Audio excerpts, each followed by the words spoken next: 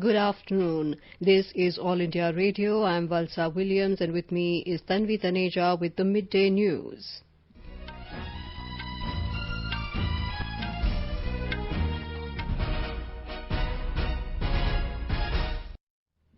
The headlines: 500-bed COVID-19 makeshift hospitals to be established at Patna and Muzaffarpur in Bihar under PM CARES Fund Trust. COVID-19 recovery rate crosses 75% in the country. India's longest river ropeway connecting Guwahati and North Guwahati over Brahmaputra River inaugurated. The Congress Working Committee crucial meeting underway in the national capital. First unit of the Kudan-Gulam atomic power plant in Tamil Nadu resumes power production today. 400 megawatt power is being produced. And nation remembers former Finance Minister Arun Jaitley for his contribution to nation building on his first death anniversary.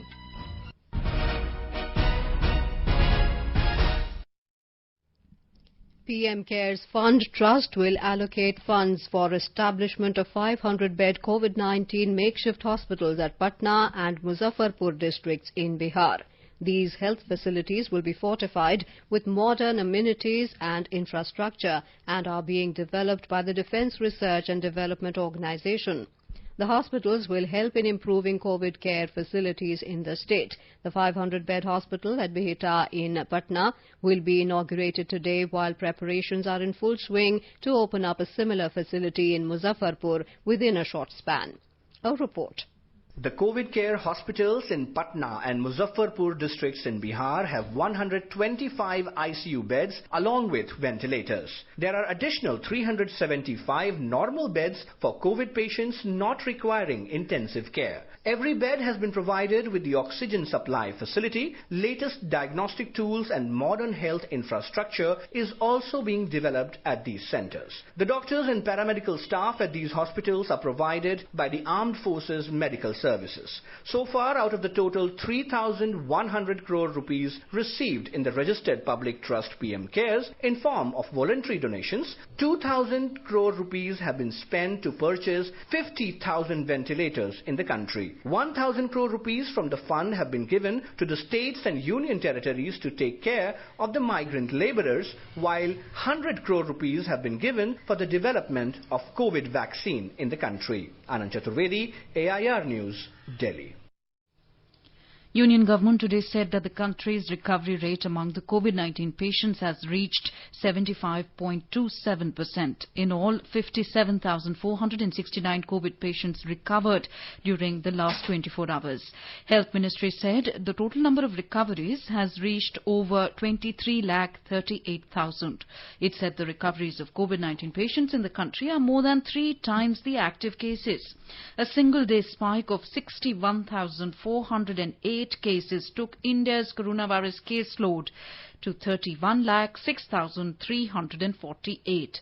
The death toll climbed to 57,542, with 836 fatalities being reported in a span of 24 hours. There are 7,10,771 active cases of coronavirus infection in the country, which comprises 22.88% of the total caseload.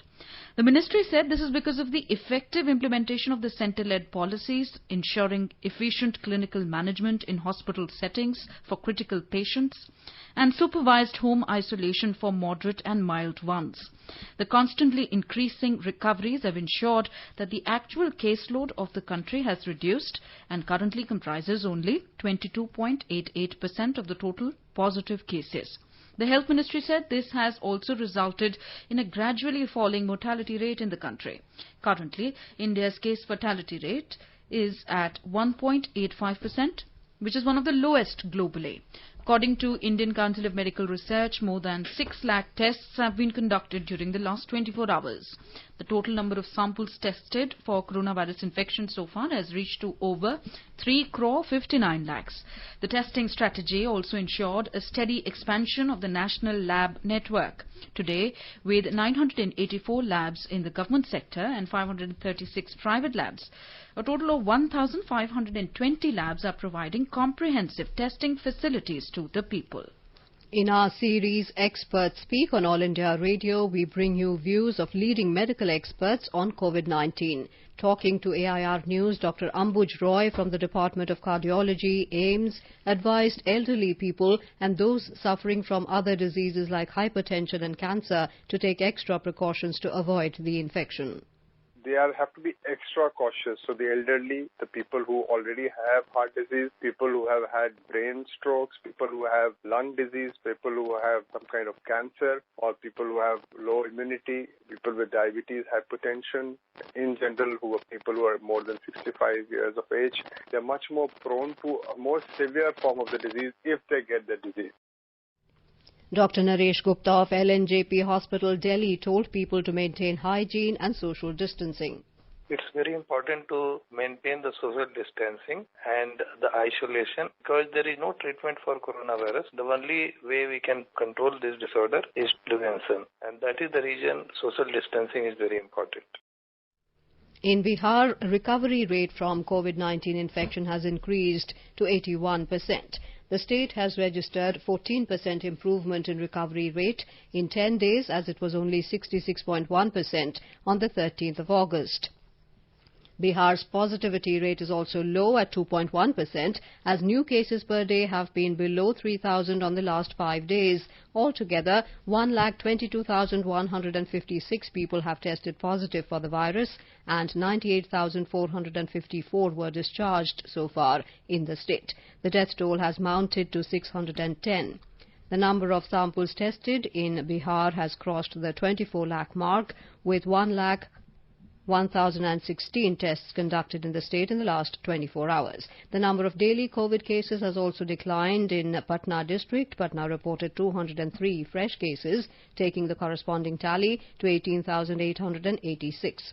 Meanwhile, paramilitary forces in the state suffered the first COVID casualty when a CRPF Jawan succumbed to the virus at AIIMS, Patna.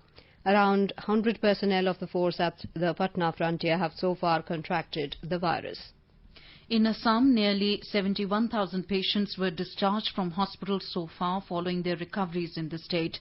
Health Minister Himanta Biswa Sarma said that 3,259 persons were discharged during the last 24 hours.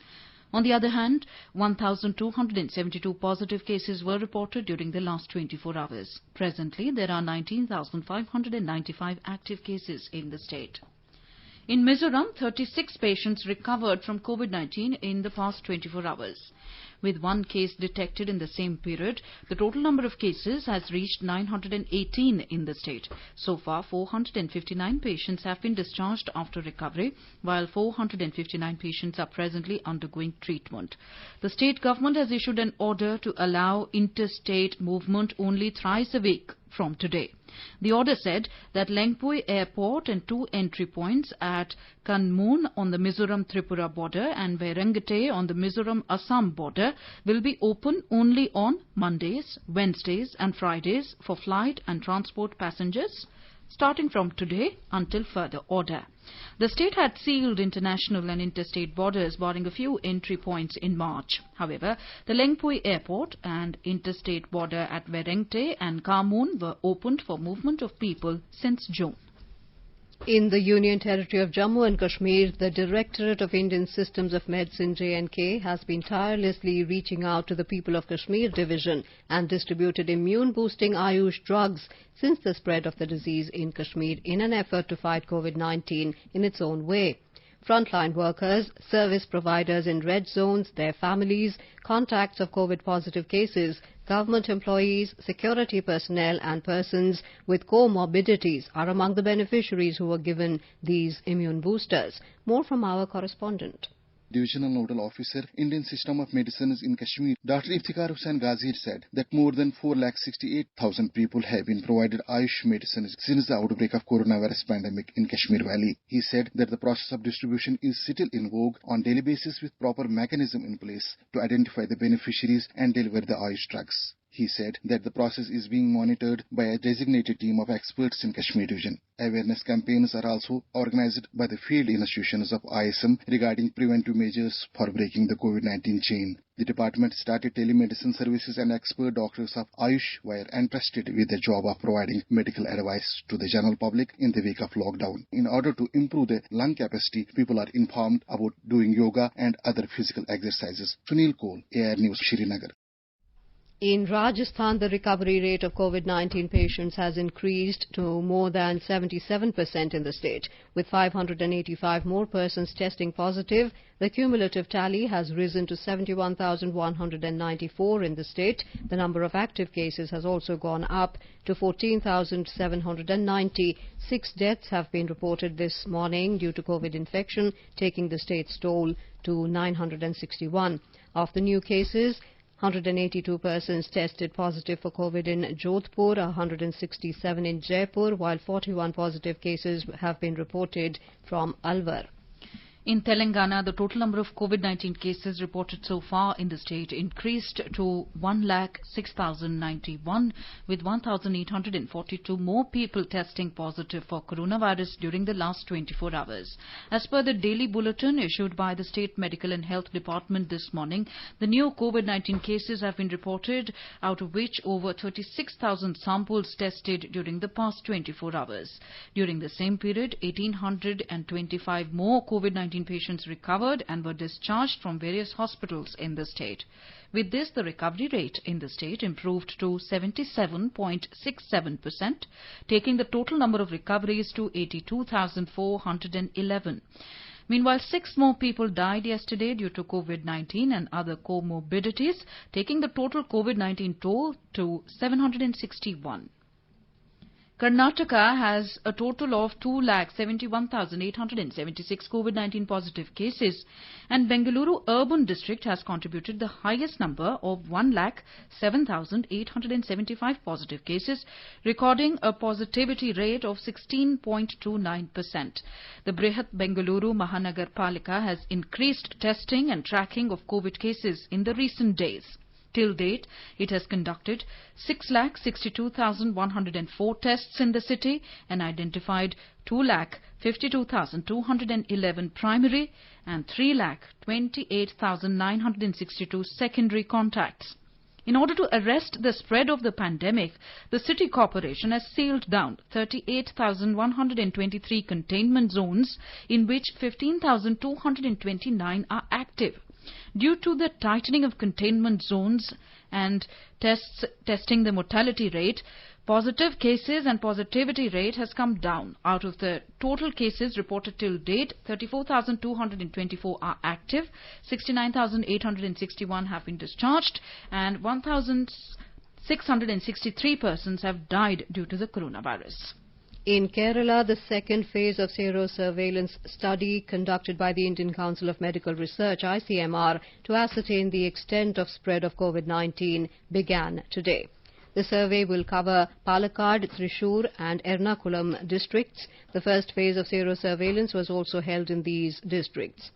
The survey is of immense significance as the result will reveal whether the disease control methods adopted so far have been successful and also the percentage of the population that has developed immunity to the disease. Presently, there are 20,300 active cases in Kerala. The ICMR will use the sero-surveillance result as a reference to revise its strategy against COVID-19.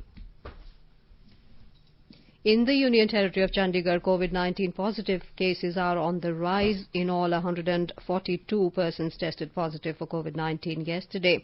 Our correspondent reports that out of 142 positive cases, 32 cases found positive in rapid antigen test.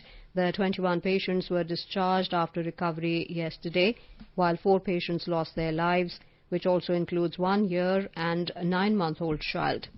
With this, the total number of persons found positive so far in Chandigarh has risen to 2,918. Out of these, 1,492 were cured and 1,387 are under treatment. In the Union Territory, 39 COVID-19 positive patients have died so far. As per the Health Department, the 2 COVID patients died due to other ailments.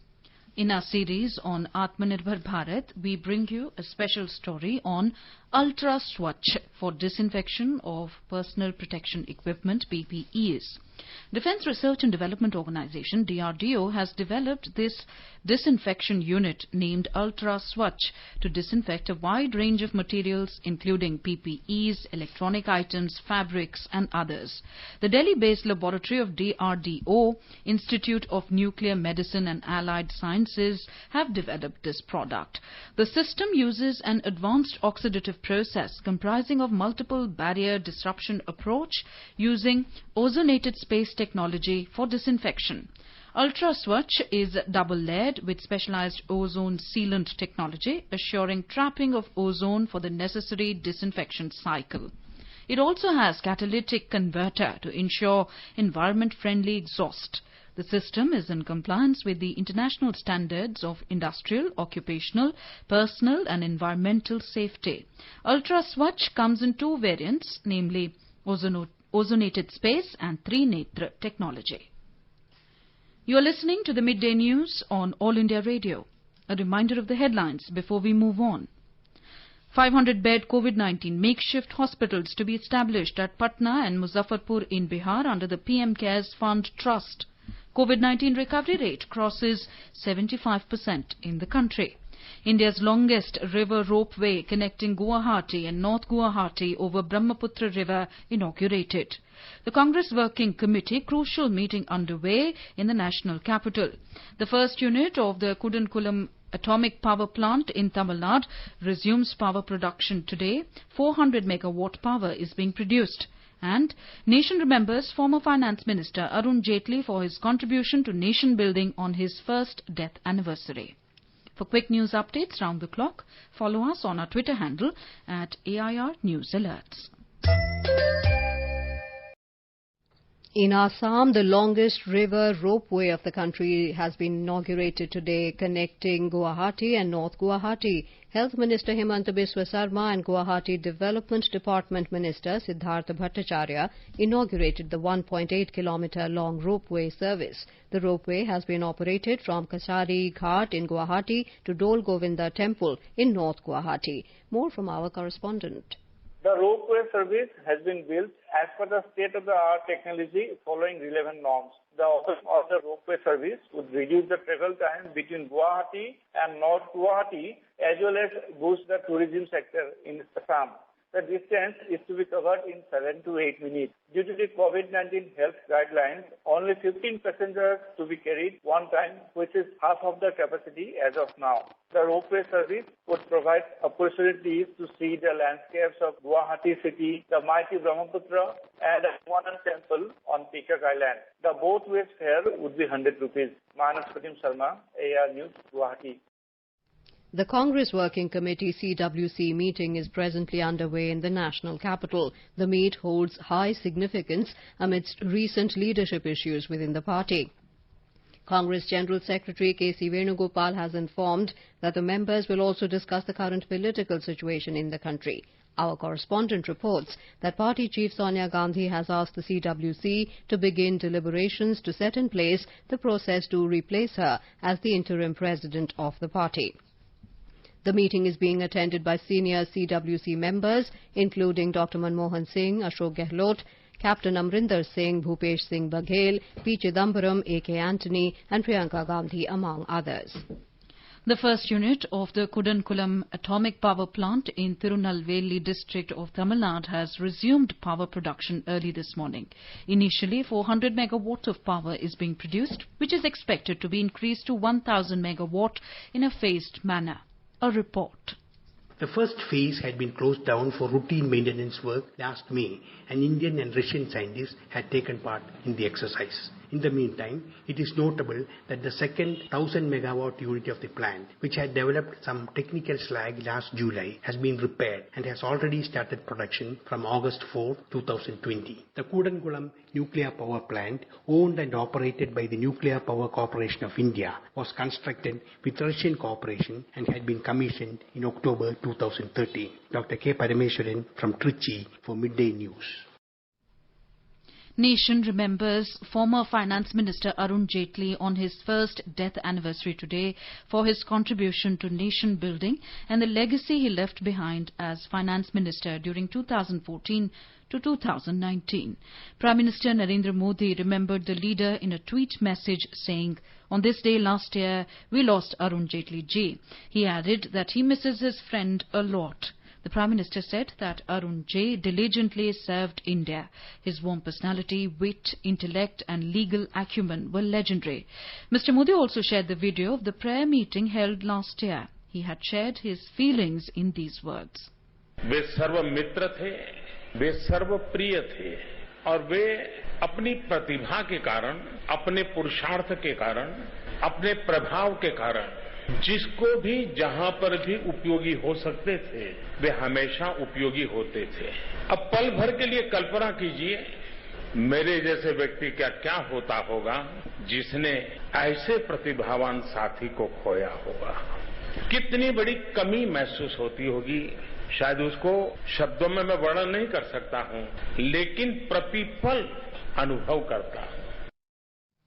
Our correspondent tells us more on what the Ministry of Finance said in his memory. Ministry of Finance acknowledged the key role played by Mr. Jaitley in the implementation of GST, which will go down in history as one of the most fundamental landmark reforms in Indian taxation. The ministry said before GST, the combination of VAT, excise, central sales tax and the cascading effect of tax on tax resulted in standard rate of tax being as high as 31% in many cases. The multiple markets across India, with each state charging a different rate of tax, led to huge inefficiencies and cost of compliance. Under GST, compliance has been improved steadily. Taxpayer base has almost doubled to 1 crore 24 lakh. GST has reduced the rate at which people have to pay tax. The revenue neutral rate as per the R&R committee was 15.3%. Compared to it, the weighted GST rate at present according to the RBI is only 11.6%. The ministry said that GST is both consumer and taxpayer friendly. While the high tax rates of pre-GST era acted as a disincentive to paying tax, Finance Ministry said lower rates under GST helped to increase tax compliance. With Dipendra Kumar, Anupam Mish, AI News, Delhi. The CBI team, which is investigating the Sushant Singh Rajput death case, has summoned one of the friends of the late actor, Siddharth Pithani, for the third consecutive day for interrogation. Pithani arrived at the DRDO guest house in Kalina area of Santa Cruz in Mumbai this morning, where the CBI officials are staying. The CBI team had questioned Pithani, Sushant's cook Neeraj Singh and domestic help Deepesh Sawant yesterday for more than 5 hours in the case. All three had arrived separately at the guest house. After the questioning, the CBI officials had taken all three of them to the actor's residence in Bandra, where he was found dead. Meanwhile, Satish Mane Shinde, lawyer of actor Riya Chakraborty, has said Riya and her family have not received any summons from the CBI so far, and if summoned, she will appear before the agency. Activist lawyer Prashant Bhushan filed a supplementary reply today in the contempt proceedings before the Supreme Court. He refused to offer apology for his two tweets, saying it's his bona fide belief which he continues to hold. Bhushan said retracting his earlier statement before the court, which he believes to be true, or offering an insincere apology would amount to contempt of his own conscience. The Kerala Assembly passed a unanimous resolution demanding the withdrawal of Union Cabinet's decision to lease out the international airport in Thiruvananthapuram to Adani Enterprises Limited. Moving the resolution, Chief Minister Pinarayi Vijayan said the centre should re-examine its decision and the operation and management of the airport be handed over to the Special Purpose Vehicle SPV, in which the state government has stake. The discussion on the no-confidence motion against the ruling LDF government is going on. The no-confidence motion is a part of opposition's protest seeking Chief Minister Pinarayi Vijayan's resignation, alleging that his office was linked to the recent case of gold smuggling through the diplomatic channel. The opposition MLAs reached the house with banners and protested inside the house. Meanwhile, the by-election to the Rajya Sabha seat that fell vacant after the death of sitting member MP Virendra Kumar is ongoing. The voting began from 9 a.m. The result is expected by this evening.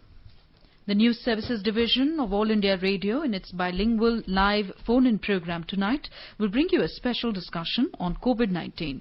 Dr. Aparna Agrawal, Professor of Medicine at the Lady Hardinge Medical College, will participate in the discussion. Listeners can ask questions to the experts on toll-free telephone number 1800-115767. One can also ask questions on the telephone number 011-2331-4444 and post queries on our Twitter handle at AIR News Alerts by hashtag AskAIR. This can be heard on the FM Gold channel and additional frequencies from 9:30 p.m. onwards. In an effort to guard against fake news being circulated on various platforms, we bring you our segment on Fact Check and Mythbusters. It is being claimed across certain sections of social and digital media that the government has planned to distribute smartphones to students for free as they are not able to attend schools due to the ongoing pandemic. The government has categorically denied the claim and termed it to be false. It said no such scheme for distribution of free smart Android phone has been launched and cautioned citizens against such dubious online links. The film fraternity has welcomed the centre's decision to allow shooting of films and TV programs. Noted filmmaker Subhash Ghai expressed his gratitude to the government for this decision. हम सब आभारी हैं industry की तरफ से अपने माननीय प्रधानमंत्री जी की, INB मिनिस्टर जावड़ेकर साहब और उनकी टीम की, जिन्होंने हमें पुनरारंभ और शूटिंग करने की इजाजत फिर से दी है। हम वादा करते हैं आपसे कि हम प्रोटोकॉल को पालन करते हुए हम अपने देश में उस मनोरंजन की खुशहाली फिर से लेकर आएंगे। Earlier, the Information and Broadcasting Minister Prakash Javadekar had released a standard operating procedure SOP for film and television program shooting amid the COVID pandemic. In Karnataka, Deputy Chief Minister and Minister for Higher Education Dr. C.N. Ashwath Narayan has informed that the government is gearing up to bring administrative and legal amendments essential to implement the new education policy in the state. Addressing a webinar on the new policy in Bengaluru University today, the minister said that 5-day webinar deliberating on policy implementation will help the government to lay down a roadmap towards the implementation of the new policy. U.S. President Donald Trump's top advisor, Kellyanne Conway, has resigned and said that she will leave the White House this month. In a statement posted on Twitter, Conway said she made the decision in order to focus on her children. It is unclear now if she would still speak at the convention, which will formally nominate Trump as the party's presidential candidate in the November 3rd election. Minister of State for External Affairs V. Muralidharan today co-chaired the first India-Uzbekistan National Coordination Committee meeting virtually with Uzbek Deputy Prime Minister for Investments and Foreign Economic Relations, Sardar Umurzakov. Mr. Muralidharan said fruitful discussions were held on line of credit projects, bilateral trade and investment. He expressed confidence that the work of committees will further deepen India-Uzbekistan strategic relations. In Bihar, floodwaters from Ganga and Sone have started wreaking havoc in Patna, Buxar, Munger, Bhagalpur and Khagadia districts of the state.